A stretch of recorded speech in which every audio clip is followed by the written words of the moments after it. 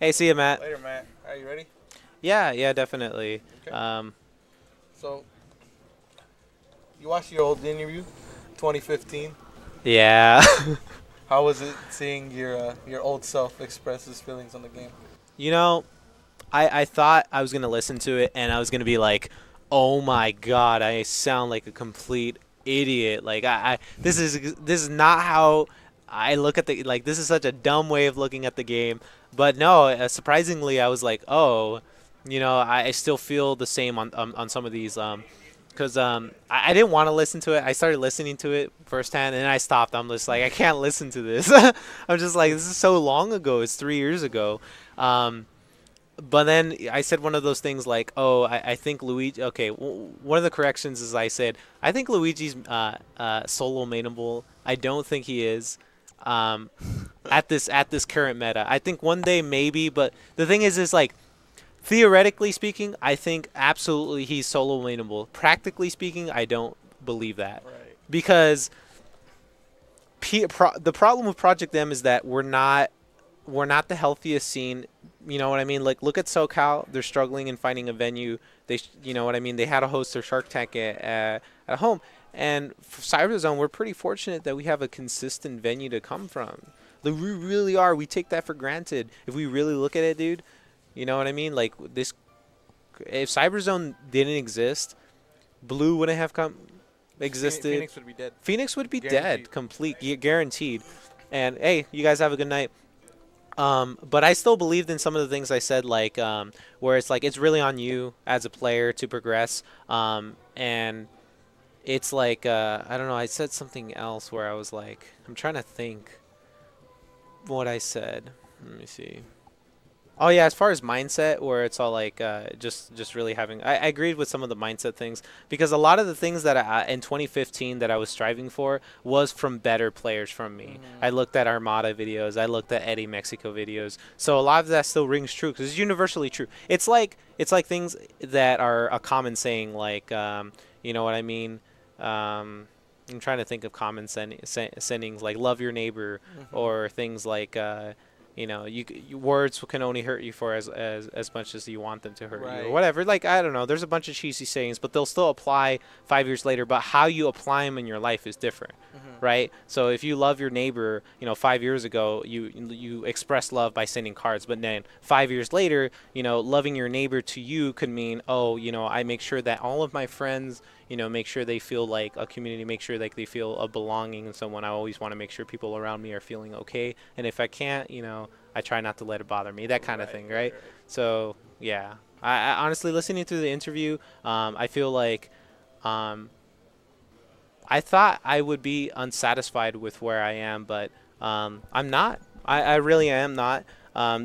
Losing is always going to be unsatisfying, but like I look at myself and I'm like, oh, I can play all these characters that I thought I would only be playing Luigi right now. Right. You know what I mean? Yeah. Like I didn't think I'd be able to like play Falco or Fox or all these other characters. Yeah. Okay. Well, bringing up all the other characters that you can play. We're in 2018 now, and I love bagels. In Arizona, at least, we don't really see you as a Pete Project M player anymore. You're more of a melee primary, and I know that's not by choice. You can't really come out to tournaments as often because of your work schedule. But what was the transition from being a mostly PM player to a melee PM player, and why do you feel like that was a choice to make? So I joined the scene in Sandstorm, and my first impression in Sandstorm was like, this is what a tournament is. Like, oh my God, there's so many people that are passionate. That's super cool. But Right, but the Sandstorm was Sandstorm was a mess, man. And then I went to Cyberzone, and I was like, all right, I like this. yeah. But then like when I went to Paragon 2015, it gave me like a mixed impression because it was like, whoa, this is how big national ours. But I didn't realize, oh, at the time, I was very new to the scene, so I was like, this is one of the biggest nationals in history. It And is the biggest Project M National currently. Right now, currently, yes. wow, yeah, exactly. And that was my first national, the Hmm. biggest one in Yeah. history. So every national, therefore, after was smaller and Yeah. smaller. So that kind of like I don't know, it kind of like it wasn't as hype as it was initially, you Hmm. know. And especially seeing a Game and Watch main play. Um, yeah, no, and but like playing primarily Project M was kind of like going from like a small pool of players to like it's like from the transition of high school to college. You know what I mean? You're in a like 500 to 1,000 people like senior class, and then you go to college and you're just like, oh my God, I'm so much like, oh my God, there's such a big pool of players that are so much better than me. You know, like that's my that so it just it was very humbling because it was like I still have a lot more to go. Hmm. Way and I still do. I still have way more to progress as a player for where I want to go. Um, and it also let me see the PM community. I think if the PM community would it would do the players a lot of good to invest in melee. Not because it's like everybody should play melee, but it's like you guys really should stop being so cocky in your own game. You guys aren't shit. Hmm. You know what I mean? You Yes. like the top 10 in the world can't hold a candle to the top 50 in the world for melee. They really can't. I play top 50 players and I'm like I'm so overwhelmed in so many different ways that whenever I play and if the PM top 20, top 10, I'm just like, "Oh, I can take this guy." You know, it's a reachable thing. But with like people like Axe, people like Ty who's leveled up, it's like oh, it's like they're Project M is like playing paper rock scissors, but they're playing paper rock scissors for 14 years, and so like they know like the Yomi levels. Have you heard of that Yes. concept? Yes. The Yes. Yomi Yes. levels. It's like super Yomi. You know what I Right. mean? It's like going from PM meta is like going from the Android saga, and then you're going to the Boo saga, Right. right? You're just like, oh my god, the power levels before it's like Krillin, get out of here. Yeah. Right. Honorable mention, get out of Hmm. here.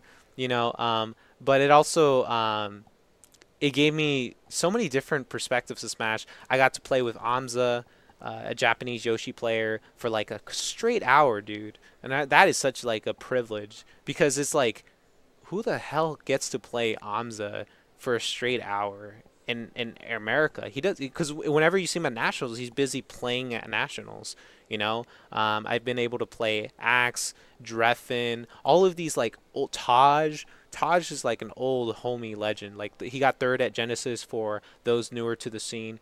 Third at Genesis 1 or 2, I believe. Right. I think it's two. Yeah, and it just it gave me a different perspective of Smash that I don't think I would have otherwise achieved just playing PM. Okay. And then you're bringing up all these Arizona players. What about you? We've talked about this before, you and I personally. Me being the TO and all of Phoenix at least. How do you feel the AZ melee scene compares to the AZ PM scene? I think the Arizona PM level is like a lot higher than the typical melee player because the typical melee player has everything cookie cutter. You know what I mean? Look, the difference in melee is that everybody wants to bake something dope, right? You want to bake a really good cake or a really good cookie set. But the thing about melee is they already have all the shapes. They just have to fill it in with their own dough. PM, you have to figure out your own shapes and how to apply them to make it enticing and appealing so that you can compete with other players. So it builds different fundamentals in order to go ahead and achieve those goals. You know, there's some things that we're weaker on, such as like execution level. I think execution, because you don't need to sometimes. Sometimes just a big forward smash, a big flash, a big misfire is so enough. But I think fundamentally, Melee Arizona is so much. It's not so. It's a lot weaker in general. It really is because even the players that are HM level or lower PR level, a lot of them are just following what other players are doing. They're not making their own character themselves.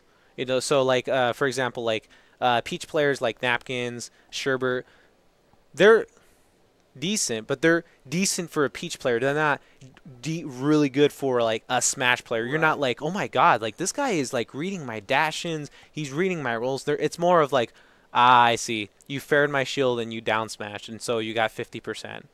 Or you play a Fox player, right? And there's like, oh, you dare shine me, and you followed a combo that you've practiced in 20xx. Like, that's so inspiring as a player, you know? And that's why I feel like Arizona as a whole, Melee, is going to perform shitty at nationals for a while, I think.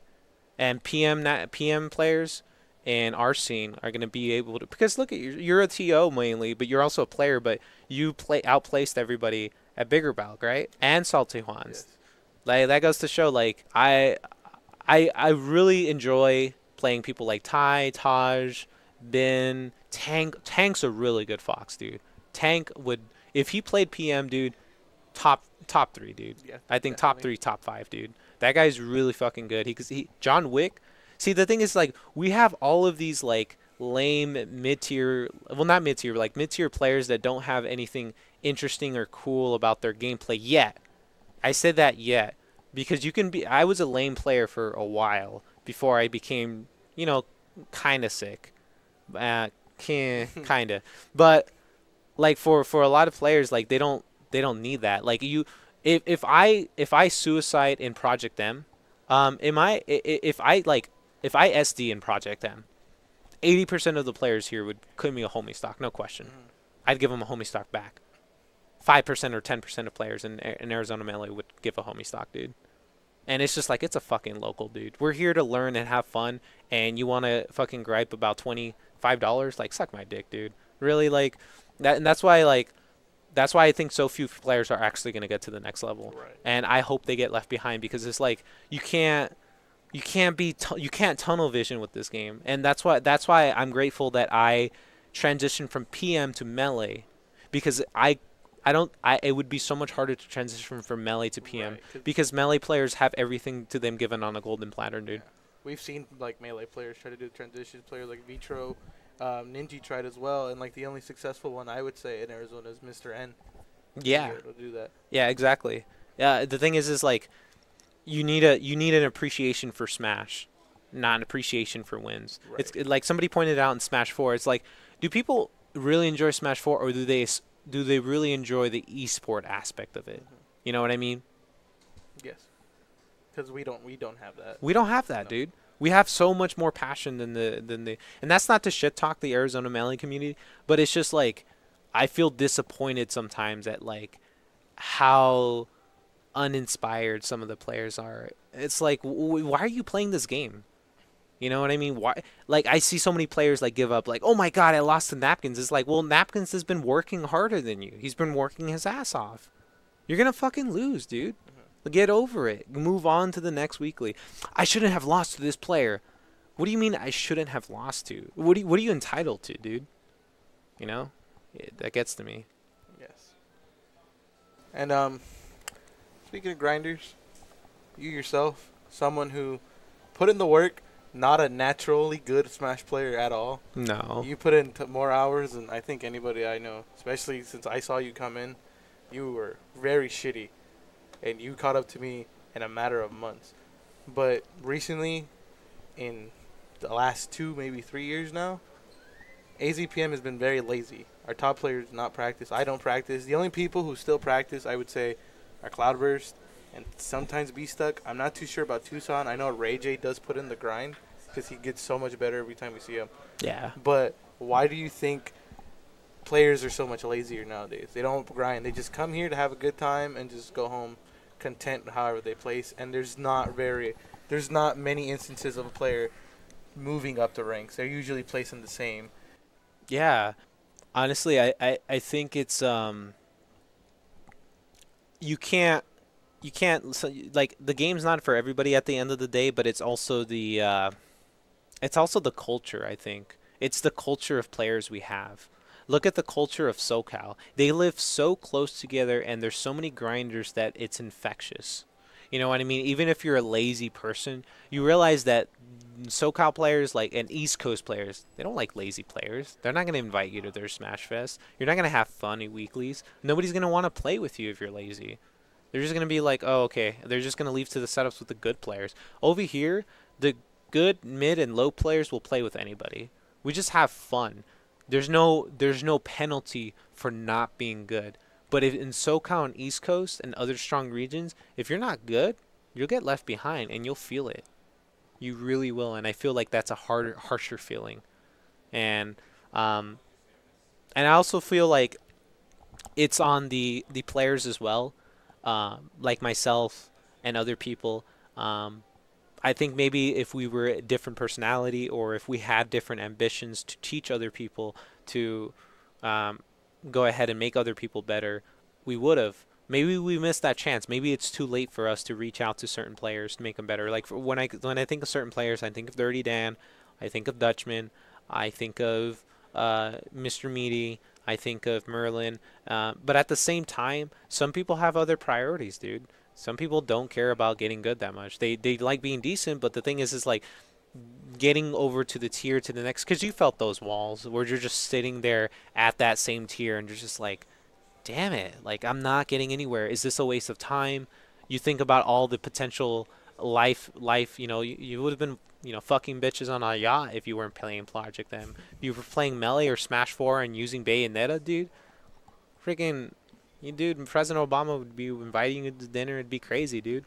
But honestly, I feel like there's so many variables in the scene that it's just like it is what it is, and we got to make the best of it. Because me and Matt has invited people to his grind a lot, and no one ever comes.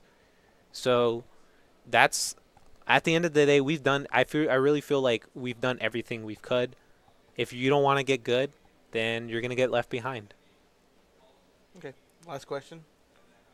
Right now, what do you think your role in the scene is? AZPM. We have another PR coming up very soon. I don't think you have enough. I think you might be a tournament short for eligibility. Mm-hmm. And of course, like I said, it's very difficult for you to come to Cyberzones to weeklies, and we don't have larger scale weekend tournaments as often as most other regions. We have Cyberzone 150 coming It's all good if I'm not on the next PR. April 7th. But now that you're potentially losing your spot as a top player, what do you think you have left to offer? I mean, if when I don't, I stop caring about the PR so much initially. And that's a big difference I'll point out from 2015. 2015, I was like, I want to get ranked. I want to get ranked.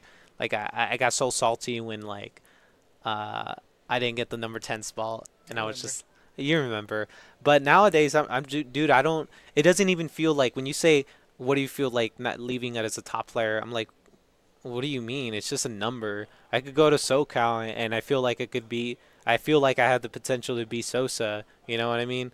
It's just like I look like Venom, Teals, all those other players, even Thunders. It's just like it doesn't ever feel like I can't beat those players if I play my game and I play well and I execute well. And if it doesn't happen, you'll see them at the next tourney and have another shot at them. The number at this point doesn't really mean anything to me. And with Blue, I've lost to Blue so many times that it was just like it really felt like, oh, he had the edge over me for multiple variables that I don't want to get into right now. But what I feel like I have left to offer to the scene is a last bang, a resource. That's why I play so many characters. I feel because I look at players like Jesus, Ne Senpai, Taj. They're just able to go ahead and play so many characters and execute them really well, and be able to point out players' faults, habits, and things they can go ahead and work on. And so there's a couple things I'll finish off this question with. Is the first one I want to do is I really want to win a big tournament for myself because I invested a lot of time into it. Like you said, I'm not naturally good at Smash. I don't think I'm ever going to be anywhere close to naturally good at Smash. The only reason is because of the time I put into the game. But I remember Z-Man one time, we were at Bigger Balk, and he was so emotional about a set that had just happened, and he was just talking about how, oh, the game's so crazy, Gio, like, my heart's been all over the place, and he was breathing heavy, he was like, and, oh my gosh, and he was just like, he was all like, he was teary-eyed, and he was on the verge of tears of joy, and he admitted that, and he said, I just love this game so much, and he was like standing on a chair, sitting back down, looking all over the place.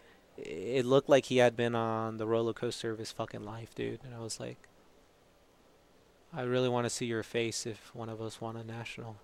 You know, if one of us, I feel like you and him deserve to see that because you guys invested a lot into the scene, you know. being a TO is a thankless job. Reminds me of back in theater when I would be an actor and I would have the props that people work so hard on, the stage that people work so hard on, everything, the lights, the camera, the makeup, and I would relish in the audience laughing and enjoying my performance. And then at the end, I'd see that the tech didn't really get the things they deserved, and it kind of feels like that. You guys are the studio, and we're the performers. And if the performers are dawdling, just as my theater teacher would always say, don't rest on your laurels. I really feel like AZPM and myself have been resting on our laurels. We haven't been doing everything we could to go ahead and make the most of our potential. And I feel like that's what the scene deserves to see, is to see an Arizona player win a big tournament. The second one is, again, just being a resource. I play multiple characters for fun, learn, perspective, and ultimately I want to go to nationals for both melee and PM. If you need a Fox player to practice with before a set, I'm your guy. Marth, Falco, Luigi, Mario, Link, all these characters. I want to be able to at least provide something. And the third one is just to kind of carry on the torch. You know, that's, I feel like that's what I am to AZPM. Like the torch that was carried on from Jesus, carried on from IC3, carried on from NA10, carried on from Apple Smash. Like all of these torches that were handled to me, these torches of knowledge.